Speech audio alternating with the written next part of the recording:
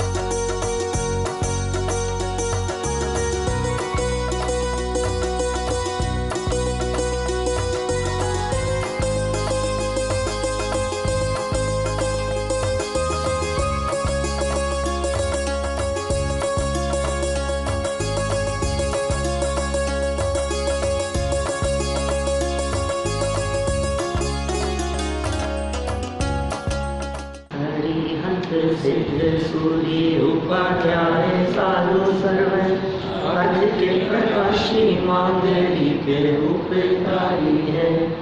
इनको स्वरूप जाने राग ते बड़ी जो भक्ति आए गुणवाई स्तुति को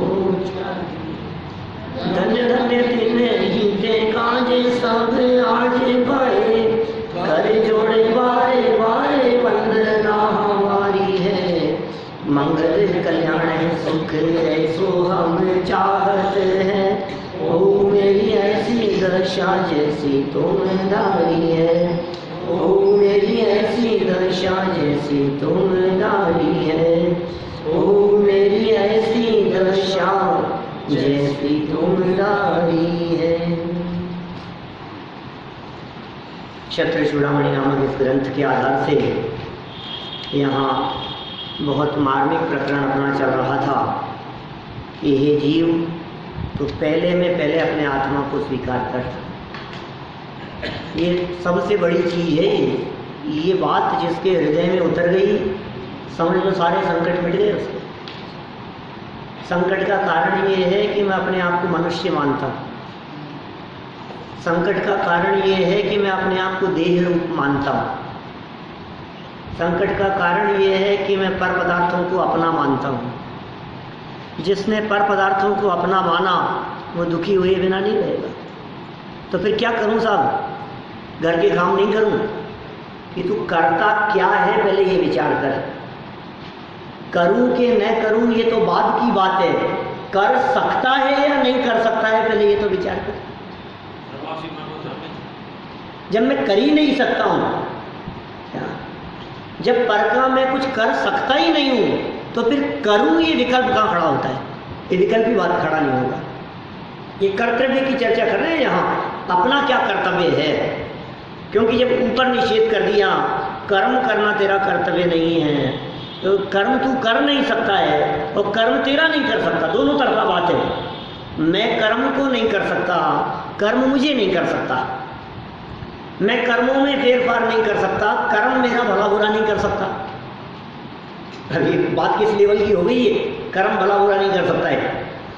आज तक तो यही समझते आए कि कर्मों से डरो। अरे कर्मों से तो डरो। आज तक तो यही समाज में चर्चाएं चलती रही।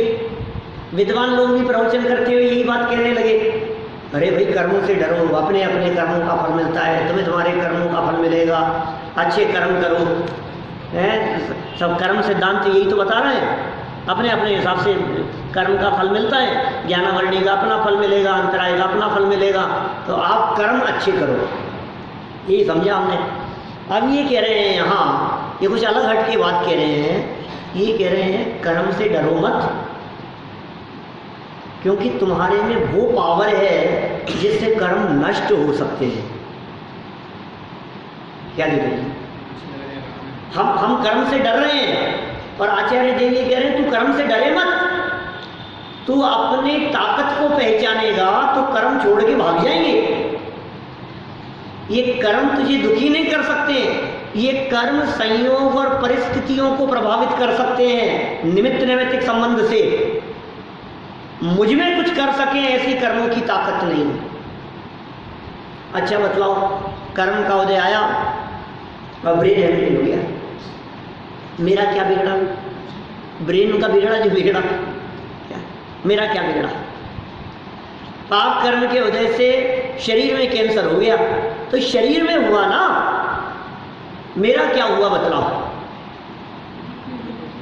माने भीतरागी संत आपत्ति किसे समझते हैं, आपदा किसे समझते हैं, संकट किसे समझते हैं? अपने उन तीव्र विकल्पों को संकट समझते हैं जो स्वरूप अनुभूति में बाधक है, वो संकट है। इसलिए हे जीव, तेरा करने योग्य जो कर्तव्य है, वो कर्तव्य क्या है कि तू अपने स्वरूप को जान, वेद विज्ञान कर। ये बहुत जबरदस्त प्रकरण है ये, वेद विज्ञान कर, वेद विज्ञान। क्योंकि ज्ञान करना मेरा काम है, मात्र जानना मेरा काम, तो वेद विज्ञान में कर सकता हूं, क्योंकि जानना मेरा काम है। भिन्न नहीं कर सकता, पर को पर करना नहीं है, पर को पर जानना है। वर्णी जी की कीर्तन की वे लाइनें जो अपन बोल रहे हैं बार बार में, कल भी चर्चा हुई, निज को निज पर को पर जान, जान बस। वो कह चुके हैं ना, मैं जग का करता क्या काम, कि कोई काम नहीं करता जग का। तो फिर निज को निज और पर को पर ये बंटवारा तो करना पड़ेगा ना, कि बंटवारा करना नहीं है, बंटवारा जानना है। शरीर और आत्मा को अलग अलग करना नहीं है, शरीर और आत्मा अलग अलग हैं, इसे जानना है। मात्र जानना मेरा काम, तेरा काम जानना है, और जान करके श्रद्धा करना है, उसके ऊपर भरोसा करना है। यदि तो इस बात के ऊपर श्रद्धा कर ले तो मोक्ष मार्गी हो जाएगा, और इस पर यदि भरोसा नहीं हो तो संसारी बना रहेगा। अनादिकाल से क्या किया है? घोटाला तो सारा यही होना है ना, जानने में, पर में तो कुछ किया ही नहीं। लोग ऐसा कहते हैं कि साहब जब मैंने पर में कुछ किया ही नहीं है तो फिर मुझे सजा क्यों? मैंने कुछ किया ही नहीं तो जेल क्यों? कौन सी जेल? 4 गति की। क्या?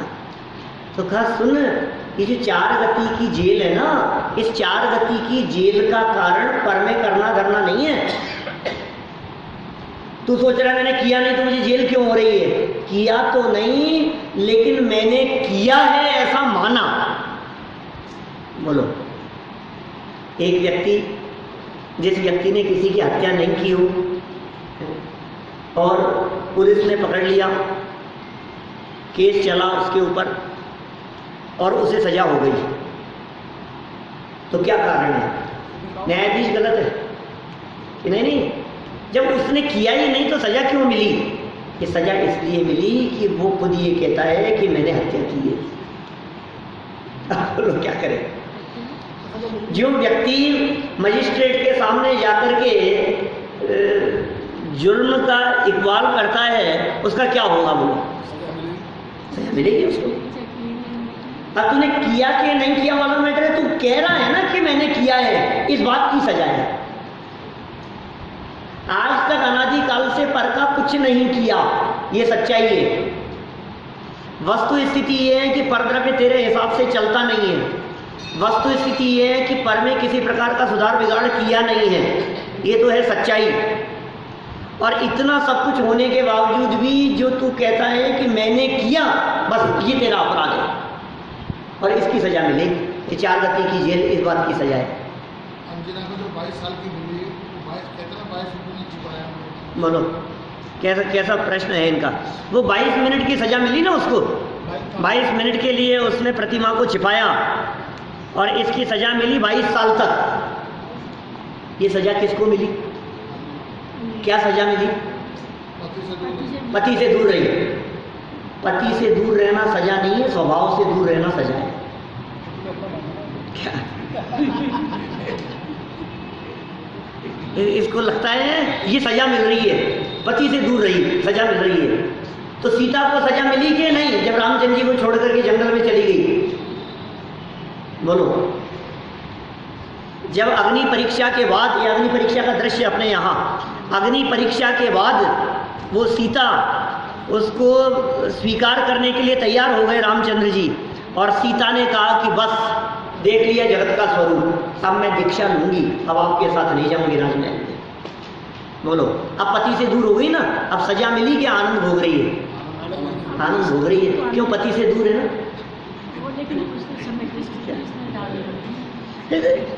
अपने को ये बात समझ, अपने को क्या ये बाहरी परिस्थितियां संकट दिखाई दे रही है। समस्या ये है, जो व्यक्ति उस परिस्थिति में संकट माने वो दुखी। 2 बालिकाएं थी, साथ में रहती थी, और साथ में रहते रहते मुझे याद आ गया, क्योंकि क्या हुआ, मैंने ऐसे ग्रंथ के ऊपर ऐसे रख दिया था, और मेरा एक वीडियो देख करके एक कमेंट आया, छोटा सा लड़का था और उसने कहा कि पंडित जी आपने ग्रंथ के ऊपर रखा हुआ है क्या? ये ठीक है क्या? नहीं, ये नहीं था, चश्मा था शायद, चश्मा ऐसा कुछ था। तो मैंने कहा ठीक नहीं है ये बात। अब इसको उठा करके उड़ रहा था ना, मुझे ऐसा विकल्प आया, तुरंत मुझे ध्यान आ गया कि ये ठीक है। फिर 2-3 साल पुरानी बात होगी। फिर देखिए मैं क्या बतला रहा था आपको। 2 बालिकाएं थी, बचपन से साथ रहती थी, साथ खेलती थी, आस पड़ोस में रहती थी, साथ में उठती बैठती थी, घूमती फिरती थी, खाती पीती थी, मौज मस्ती करती थी। 2 में से एक की शादी हो गई, ठीक है, और दूसरी ने निर्णय किया कि मैं ब्रह्मचर्य से रहूँगी, ठीक है। अब वो उसी घर में रह रही है, और जिसकी शादी हो गई वो दूसरों के यहाँ चली गई। 2-4 महीने बाद ही क्या हुआ कि जिसकी शादी हुई थी उसका पति मर गया, विधवा हो गई, और विधवा होकर के वापस अपने पियर आ गई। अब पियर आ गई तो वो जो सहेली थी ना पहले वाली, उसके साथ में ही वही पहले जैसा खाती पीती है, खेलती है, बातें करती है, लेकिन फिर भी दोनों में से एक महादुखी है और एक परम सुखी है। पहले जैसा ही चल रहा है सब कुछ, उसके बावजूद भी एक बहुत दुखी है क्या, और एक सुखी है। बोलो, दोनों एक जैसी दिखाई दे रही है, दोनों साथ में बैठ करके भोजन कर रही है, दोनों साथ में बाजार जा रही है परचेजिंग करने के लिए, फिर भी एक दुखी है और एक सुखी है। क्या कारण है? कि जिसने पर को अपना बनाना चाहा और पर अपना बना नहीं, क्या वो दुखी है, और जिसने पहले ही स्वीकार कर लिया कि पर मेरा हो सकता नहीं, वो सुखी है। बोलो, आप परिस्थितियां देख रहे हो, हम ये कह रहे हैं आपके अभिप्राय में क्या वर्त रहा है ये बताओ। व्यक्ति अपनी मान्यता से दुखी है, व्यक्ति अपने अभिप्राय से दुखी है, व्यक्ति अपने चिंतन से दुखी है, अपनी सोच से परेशान है, परिस्थितियों से परेशान नहीं है। परिस्थितियां तो जो भी हुई हो, आज तो दोनों की परिस्थितियां वापस पहले जैसी हो गई ना, 5 साल पहले जैसी, साल भर पहले जैसी परिस्थितियां थी वैसी आ गई ना दोबारा, कि नहीं अब तो बात बदल गई। ये क्या बदल गई ये तो बताओ, क्या बदल गई? ये नहीं है तुम्हारे साथ में बिना पति वाली कि नहीं इसने तो की ही नहीं थी शादी, इसको किस बात की तकलीफ होगी? तो तुझे किस बात की तकलीफ है कि तूने अपना बनाना चाहा उसको, वो हुआ नहीं तेरा, खत्म हो गई बात। यदि वो इस बात को स्वीकार करे कि जगत में कोई किसी का नहीं है, अब बतलाओ तकलीफ का क्या कारण? फिर तकलीफ खड़ी नहीं होती है। ये सूत्र हैं जिनागम के ऐसे जो सुखी होने की विधि बता रहे हैं, ये जिनागम के ऐसे फॉर्मूले हैं जो ये बतला रहे हैं कि बच्चे आपके हो नहीं सकते, आप कर लो कुछ भी। तुम अपने राग से दुखी हो, बच्चे कहना नहीं मानते हैं, सुनते नहीं हैं, अरे साहब ये दिन देखने बाकी रह गए थे क्या? अरे ये दिन क्या, सारे दिन देखने पड़ेंगे, क्योंकि देखने के अलावा तू करता क्या है? अभी तो देखा क्या है, देखता रहे, ज्ञाता दृष्टा भाव से सहज रहो, जो जैसी परिस्थितियां हैं उसमें सहज रहो। ज्ञानी नहीं रहते हैं क्या? देखो ज्ञानियों को, देखो विद्वानों को, एक से एक ऐसे लोग मिलेंगे जिनके जीवन को देख करके आप अपने जीवन को बदलने का प्रयास करें। बोलो, टोडरमल जी के जीवन में उठा करके ले गए, बोलो, संदेश दिया उन्होंने हाथी को, इसी मंदिर से ले गए थे, यहीं से, यहाँ बैठे बैठे, चलो राजा का आदेश है। ग्रंथ लिखते लिखते वाक्य पूरा नहीं करने दिया, सिपाही आ गए और लेकर के चले गए, और इल्जाम लगाया गया उनके ऊपर धर्मद्रोही का, दूसरे धर्मों की निंदा आलोचना करने का, शिव पिंडी उखाड़ देने का झूठा इल्जाम लगाया गया, और ऐसी सजा दी गई, हाथी के पैर के नीचे कुचलवा दिया जाएगा। बोलो क्या करें? बोलो, गलती मान लो। अरे लेकिन की नहीं, क्यों मान लो? जो होगा जो होगा, जैसी भी परिस्थिति होगी भाई। अरे कुछ नहीं, सब झूठ थी, जो भी घटनाएं थी। तो अब देखो, आप हाथी के पैर के नीचे कुचलवाने के लिए उनको तो बिठाया गया नीचे, थोड़ा गड्ढा खोद कर, और हाथी को महावत चला रहा है, और वो कह रहा है कि पैर रख दे इनके ऊपर, और हाथी पैर नहीं उठा रहा है। बोलो, वो महावत अंकुश चुबा रहा है उसके, क्या आंखों से आंसुओं की धारा बह रही है, लेकिन पैर नहीं बढ़ा रहा है वो आगे। बोलो, आप सैनी पंचेंद्रिय है, और संबोधन किया टोडरमल जी ने, अरे भाई तू क्यों कष्ट पाता है, तेरी कोई गलती नहीं है, इसमें तेरी कोई गलती नहीं है, तू अपने मालिक के कहे कथन अनुसार जो तेरे को काम है सो कर, अपना कर्तव्य पूरा कर, अपना काम पूरा कर। बोलो, कैसे कैसे मरे? समाधि पूर्वक नहीं मर पाए बेचारे, क्यों? समाधि मरण नहीं हुआ ना उनका, कैसे कैसे मरण हो गया? सारी दुनिया ये कहेगी, अरे अरे देखो कैसी मौत हुई, कैसी मौत हुई। अरे भाई साहब, आप समझते नहीं है, समाधि बाहर का नाम नहीं है, समाधि अंदर का नाम है। समाधि बाहर में नहीं होती भाई साहब, समाधि अंदर में होती है। बाहर में आप त्याग करते रहो, सब चीजें छोड़ते रहो, और अंदर में आपके परिणामों में आकुलता व्याकुलता व्याप्त हो, इसे थोड़ी ना समाधि कहते हैं। अंदर में जो परिणामों में शांति है, लाखों वर्षों तक जीऊं या मृत्यु आज ही आ जाए, इस परिणाम का नाम समाधि है। समाधि पूर्वक मरण हुआ है उनका। बोलो, कांजी स्वामी का मरण अस्पताल में हुआ तो समाधि पूर्वक नहीं हुआ? लोग ये कहते हैं नहीं हुआ। भाई साहब, समाधि अंदर में होती है, परिस्थितियां कुछ नहीं कर सकती। अरे साहब, इनका तो बहुत अच्छा हुआ, ये तो देखो आप अस्पताल से निकल करके यहाँ आ गए, वापस आ गए, तरुण सागर जी वापस निकल करके आ गए वो, तब उसके बाद हुआ मरण, ये बहुत अच्छा हुआ। अंदर हो जाता तो वो ठीक नहीं था, गए क्यों थे फिर अंदर? मौत पे बस चलता है आपका? अंदर हो जाता तो क्या बिगाड़ लेते आप किसी का? आप परिस्थितियां मत देखो, मैं ये कहना चाह रहा हूं, आप परिस्थिति मत देखो। आप बनारसी दास जी की स्थिति देखो, अंत समय में हाथ उठाने की स्थिति नहीं थी, पैरालिसिस था उनको। बनारसी दास जी 400 साल पहले की घटना, हाथ उठा नहीं सकते थे, और समाधि पूर्वक मरण हुआ उनका। मैं ये कहना चाहता हूं आपको, समाधि परिणामों की शांति का नाम है। ये परिणामों की शांति हमारे को दिखाई नहीं दे रही है। हमें ऐसे लग रहा है कि ये बाहरी परिस्थितियां, ये देखो आप, ये देखो आप। अरे क्या देखो, किसको देख रहे हो आप? देखने की दृष्टि पता नहीं है हमारे को। ये जैन दर्शन सोच बदल रहा है, या अभिप्राय बदल रहा है। आपका देखने का नजरिया बदल जाए, उसका नाम जैन दर्शन। जैन दर्शन किसे कहते हैं? युगल जी बाबू जी का एक वाक्य याद आता है मुझे, जो जीवन को आमूलचूल परिवर्तित कर दे, उसका नाम जैन दर्शन है। जिसके स्वीकार हो जाने के बाद में आपका जीवन नीचे से ऊपर तक पूरा बदल जाए, उसका नाम जैन दर्शन है। व्यक्तित्व विकास शिविर का वाक्य है उनका, 1993 का। बहुत सुंदर चर्चाएं थी वो।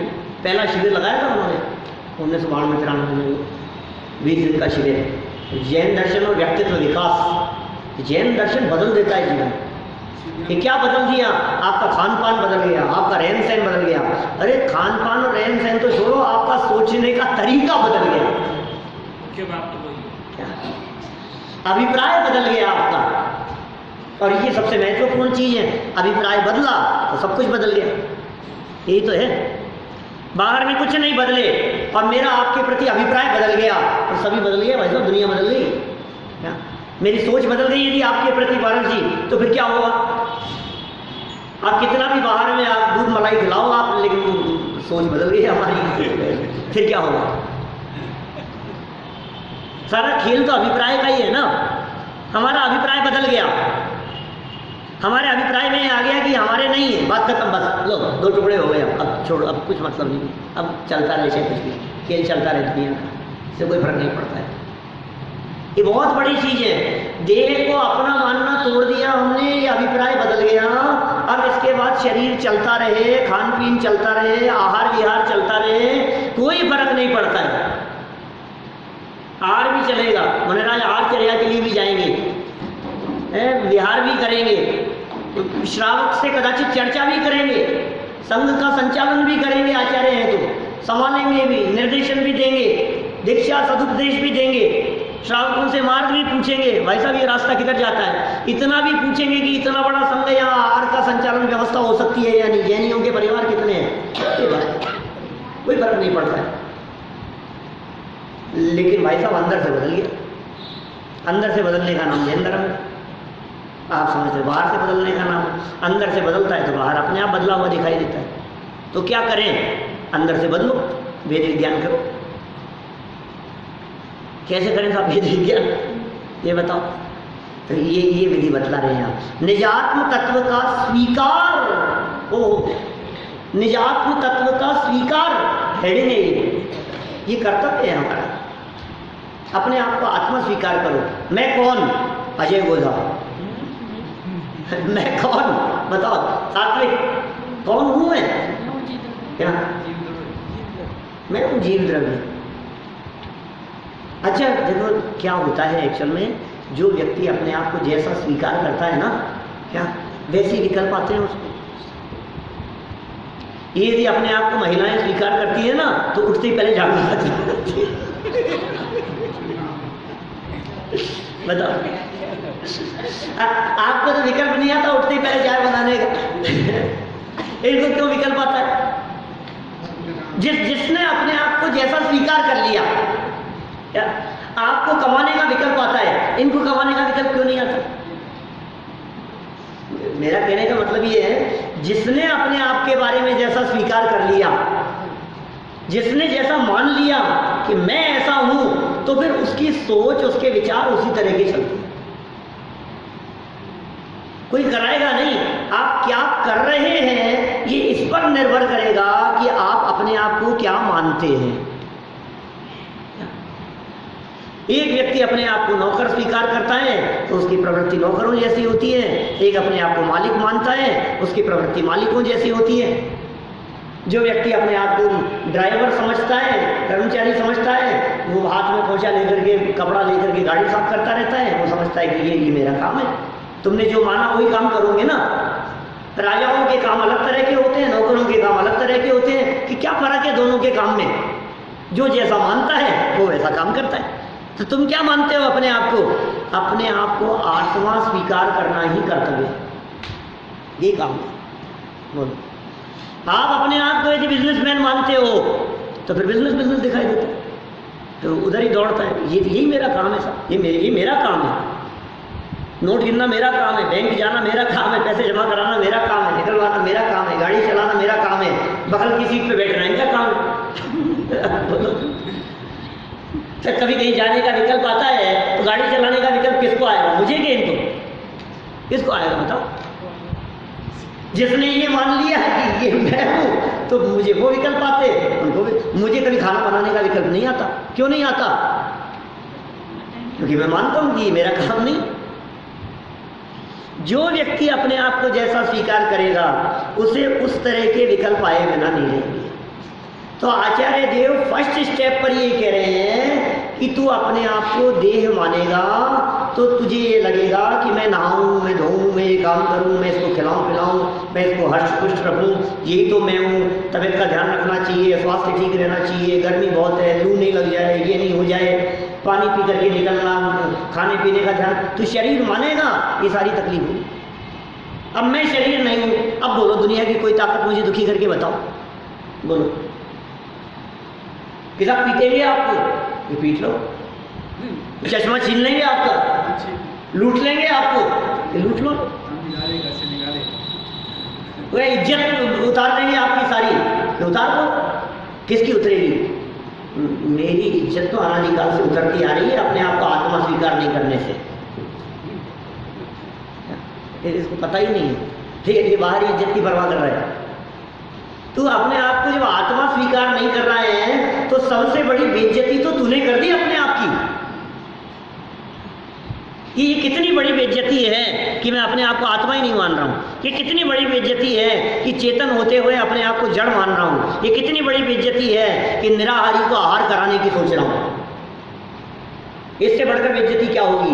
इससे बढ़कर बेइज्जती क्या होगी कि अकर्ता के ऊपर सारे कर्तृत्व का इल्जाम थोप दिया गया है। इससे बढ़कर क्या बेइज्जती होगी? देखिए शरीर की बेइज्जती हो रही है। कुछ पॉइंट समझ में आते हैं। एक वाक्य है ये, जो वाक्य बहुत महत्वपूर्ण है। एक एक वाक्य जनवाणी का ऐसा है जो हृदय में उतर जाए तो जीवन धन्य हो जाए। ये बात उतरनी चाहिए, जवान तक नहीं। कर्णेंद्री का विषय बन गया, समझ में आ गया, नहीं ठीक है, अच्छा है, जो भी है, नहीं ये बात ऐसे नहीं चलेगा। सर्वप्रथम क्या? निजात्म तत्व। आत्मा को आत्मा स्वीकार करने की नहीं कह रहे, निज आत्म तत्व की बात करें। आत्मा तो सब है, सवाल आत्मा का नहीं है, ये आत्मा मैं हूं। और इसको क्या कह रहे हैं? का स्वीकार। इसको स्वीकार कर। मैं आत्मा हूं तो अब कितने का नुकसान हो गया आपको? बोलो, कितने का नुकसान हो गया? मैं आत्मा हूं, मैं वो तत्व हूं जिसमें कभी नुकसान होता नहीं है। बोलो, आत्मा माने क्या होता है? जिसमें कभी नुकसान नहीं होता, उसका नाम है आत्मा। जिसमें कभी कमी नहीं आती, उसका नाम है आत्मा। जो अनंत शक्ति संपन्न है, उसका नाम है आत्मा। मुझ में अनंत गुण है, एक गुण कभी कम नहीं होता है, ये निजात्म तत्व का स्वीकार है। मुझ में कोई कमी आती नहीं है। जितना नुकसान दिखाई देता है, ये सारा का सारा नुकसान ये प्रॉफिट में से कम हुआ है जो जबरदस्ती होल्ड रखा था उसमें से। तेरा नुकसान होता ही नहीं। व्यावहारिक दृष्टि से भी देखो तो क्या लाए थे और क्या खो दिया तुमने? आए तो खाली आती थे ना दिव्य जी। अब जितने भी 10, 5, 25 करोड़ की जो संपत्ति है, अब ये जो भी है सारा प्रॉफिट में ही है ना। अब 25 में से 5 का नुकसान हो गया तो नुकसान हो गया। अरे नुकसान नहीं हुआ, अभी भी 20 प्रॉफिट में ही है।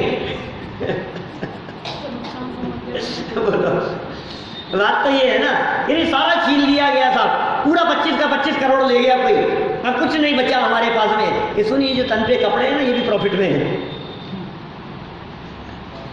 मेरा नुकसान हो ही नहीं सकता। कौन कौन मेरा नुकसान करे?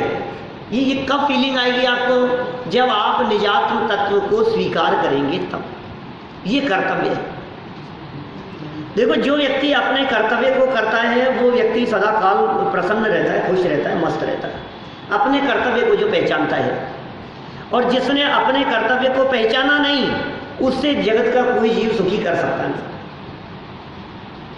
अब अपना कर्तव्य बतला रहे हैं, तूने दुनिया भर में अपना अपना कर्तव्य समझ लिया, ये समझा रहे हैं तेरे को अपने आप की स्वीकृति। कितना बड़ा आश्चर्य है, सारी जगत की स्वीकृति है, अपने आप की स्वीकृति नहीं है। बोलो, नमक कैसा होता है? खारा होता है, पता है आपको? स्वीकार है इस बात का। और मिश्री कैसी होती है? मीठी होती है। और नींबू कैसा होता है? खट्टा होता है। और मिर्च कैसी होती है? तीखी होती है। सबका स्वभाव पता है आपको। और आत्मा कैसा होता है? ठीक, क्या पता हो? सारे दुनिया के स्वभाव का पता है तेरे को। सब वस्तुओं की खबर है और अपने आप की नहीं है। वो उनको स्वीकार कर रहा है और अपने आप को स्वीकार नहीं कर रहा है। अपने अस्तित्व की स्वीकृति जिसे नहीं है,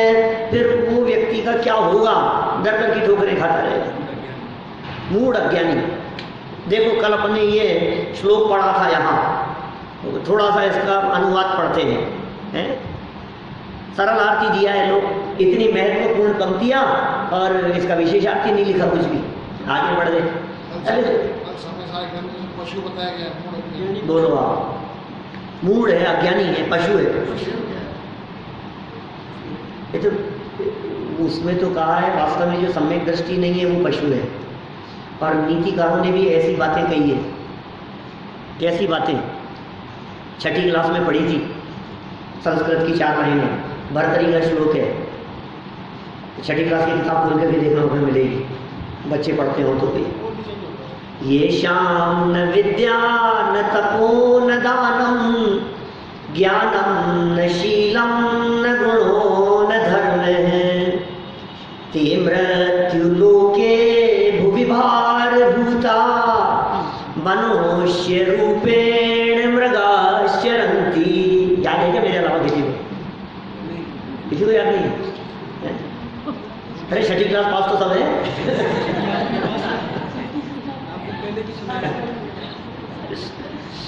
ये किनकी बात कही है?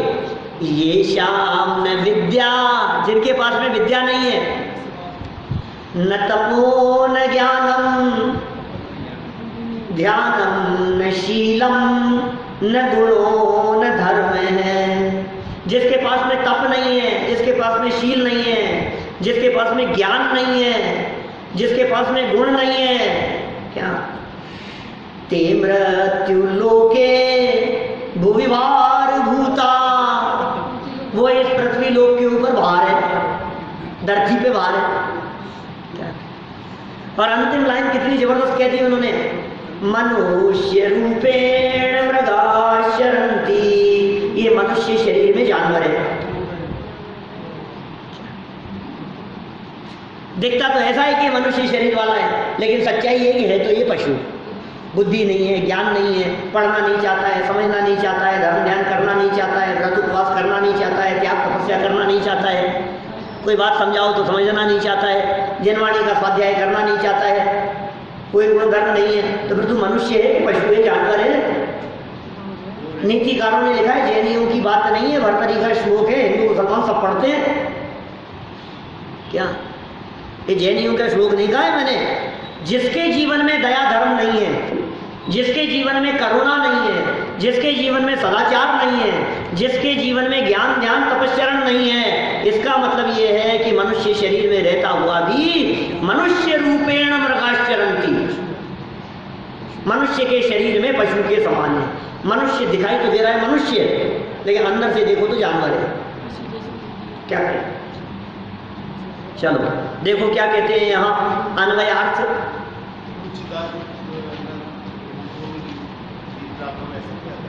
हाँ बहुत है, देखो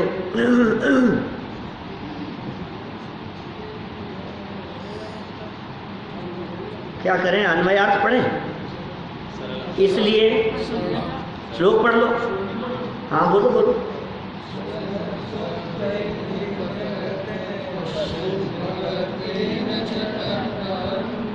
परित्यागे मतिं कुर्या कार्यैरण्ये किमस्थिरैः। क्या कह रहे हैं? इसलिए आत्मा को आत्मपने से, आत्मा को आत्मपने से, आत्मपने से का मतलब आत्मा को आत्मपने से मतलब आत्मा को अपने पने से। क्या देखो, आत्मा को तो स्वीकार करता है, सारे लोग मानते हैं आत्मा को तो, लेकिन आत्मा को अपने पने से स्वीकार करे, आत्मा मैं हूं, ऐसा कह रहे। आत्मा को अपने पने से और आत्मा से भिन्न शरीर को भिन्न पने से देखते हुए, शरीर को भिन्न पने देखो, ये शरीर भिन्न है, पर वस्तु के त्याग में बुद्धि को कर, शरीर को भिन्न देख, ये शरीर भिन्न वस्तु है, ये शरीर पर वस्तु है, और शरीर को भिन्न वस्तु देखते हुए अपनी बुद्धि में उसके प्रति त्याग कर, और दूसरे नष्ट होने वाले कार्यों से क्या लाभ? बाकी कार्यों से कोई लाभ नहीं है। अरे साहब बस ये पद मिल जाए मेरे को, तो ये पद मिल जाए, बस ये इंक्रीमेंट हो जाए, मेरा ये चीज़ मिल जाए, मैं यहाँ का अध्यक्ष बन जाऊँ बस। सुन भाई, तो उसमें कुछ दम नहीं है, जो पद छूटने वाले हैं। ये कह रहे नष्ट होने वालों के प्रति तेरा क्या कर्तव्य है, उससे क्या लाभ है?